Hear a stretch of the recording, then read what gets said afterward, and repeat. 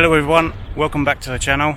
I know what some of you are thinking, what is that VW doing on a channel that is mainly MX-5 stuff? Well, I'll tell you why. I did a video on the camper about just over a year ago, and it is still our most popular video. Still gets more views than any of the MX-5 stuff, believe it or not. And I've been meaning to do a video on the camper's companion, which I call Doris. The camper's called Derek. I'll put a link to the video for the camper either in the description, or I'll do one of those card things up the top, whichever side it is, and you'll be able to see that video. But yeah, Doris is the Caravan that you can see behind it. Just flip the video around, camera around. So yeah, so as any of you that have seen the camper video and everything I did to that, I'll do a bit of an update on that towards the end of this video, just to see how things have changed with that. It's not been a massive difference, but I'm sure some of you are interested in that. I get a lot of good feedback about it at shows and what have you. A lot of people that have seen the video comment on it. So when I built the camper, the plan with it was, with the pop top and everything else that goes with it, was that myself, my wife and our two children, very young children, one's 1.5 now, the other's 3.5, could fit in it and sleep in it. So the idea was that the pop top was going to have a bunk in it, so that one of them could sleep up there, and we were going to put a bunk over the front cab area. Well, that could still work, but the problem with it is not us, it's all the stuff we need to take. And where do you put that when you're travelling? I mean, ideally, you could put it. Let's just open the door here. So you could put stuff on the floor here, and you could put stuff behind the seating area when you're travelling. But it's not ideal. If you've got children, anyone will understand. There's so much stuff, and if you've got heavy things back behind there, if you have an accident, it's only going one way, and that's forward and into the back of people's heads, which is not what you want. So what I started doing was looking for a teardrop trailer, thinking I can put all our stuff in there, and it can have a double bed in it. Some of them have kitchens and what have you, and that means one of us can sleep with one of the kids in the camper and the other in the trailer. But as I was looking, this Caravan came up, and believe it or not, it came up in these colours. I've not painted this to match the camper. It literally came up more or less as you see it now. And I thought, well, I've just got to buy that, haven't I? So that's kind of how it went. I did go and have a look at it, hoping that it was going to be complete crap. I wouldn't buy it, and I'd go back to my original idea of a teardrop trailer. But got there, and it's all right. I'm going to do some things to it.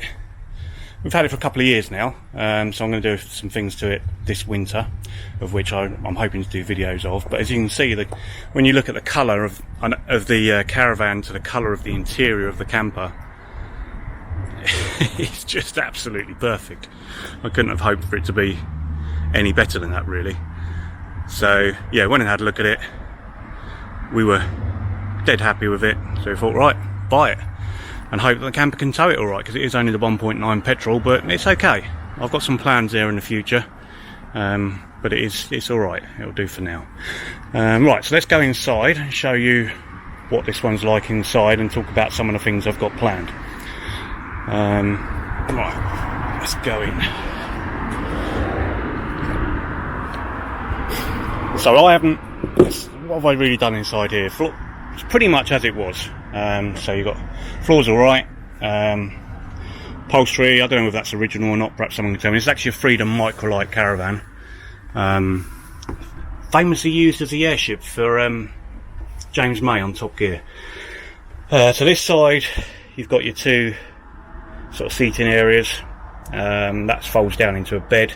There is a table that goes along here, goes on this. There's normally a metal bracket across here, but I took it off, and the reason for that is because our 1-year-old tends to frame himself about quite a lot when he's asleep, and it had some sharp edges, so I've taken it off for now. We'll probably put it back on at a later date. So normally when we're actually camping, this will be this area will be set up as the bed, and it will stay like that because we've got the camper for seating in, and all the awnings and everything else. So we've got enough sort of seating space. So yeah, so pretty much as it was when we got it. In here, there's a catch on here because this door has a tendency to swing open when you're driving along. So in here, this was originally a wardrobe. I should have checked that before I started the video. There's some tissue paper in there, as that may tell you that's that's now a toilet. So yeah, so I just took the floor out in there, made a false floor so a toilet can sit in there. Just gives us, my wife normally sleeps in here with one of the kids, so she uses that as a toilet. Other side, another seating area with a table. When we're camping, we normally leave that set up as is. We've got, so to give you some more headroom, this is one of the issues I'm going to be sorting out. We'll talk about that in a bit. So it's actually got a little pop top, just to give you, I'm not that tall anyway, I'm only 5'8", but I am having to crouch a little bit at the moment. So that then just pushes up, gives you some ventilation, which is quite nice on hot days. And now I can stand up, and I've got I've got that above my head. So what, 2 inches? So taller people. But this, yeah, all this needs sorting out. This was as it was. I did attempt to re-glue it up when we got it, but I've got another plan for that, which we'll talk about in a minute. So in here, double burner. There's a grill, I think, underneath, but again, we don't really use it.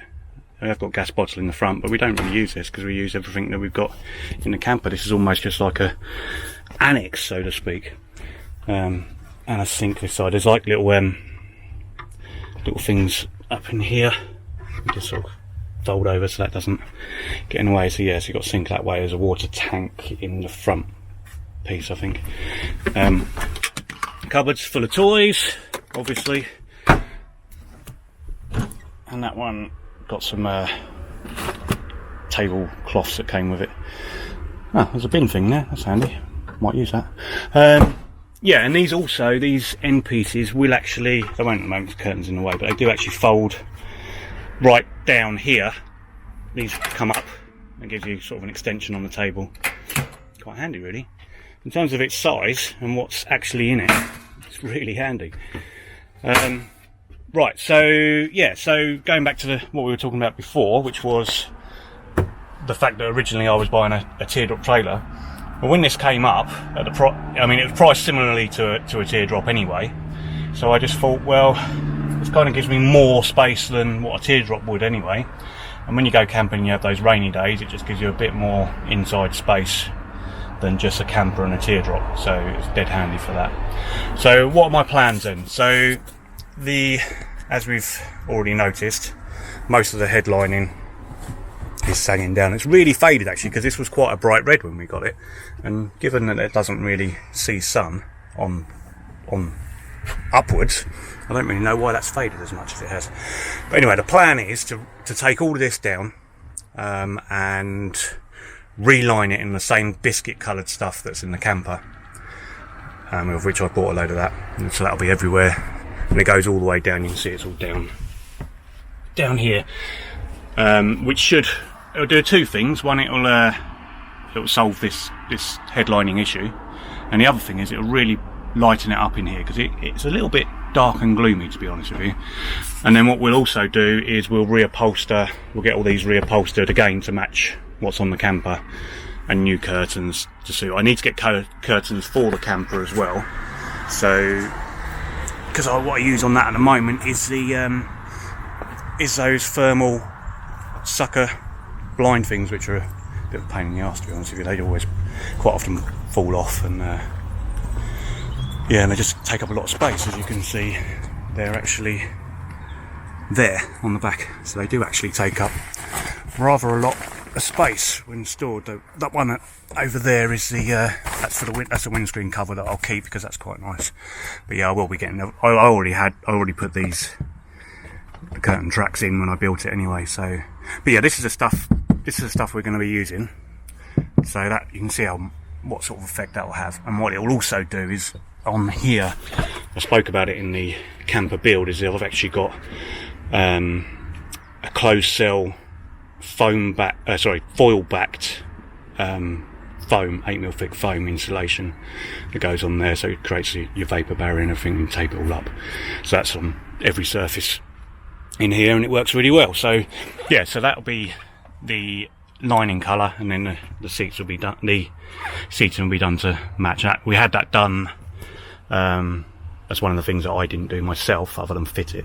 We had that done by a company called Delilah's, who were really helpful and really reasonably priced. So it's well worth you checking them out. So yeah, so what have we done on the camper then over since the last video?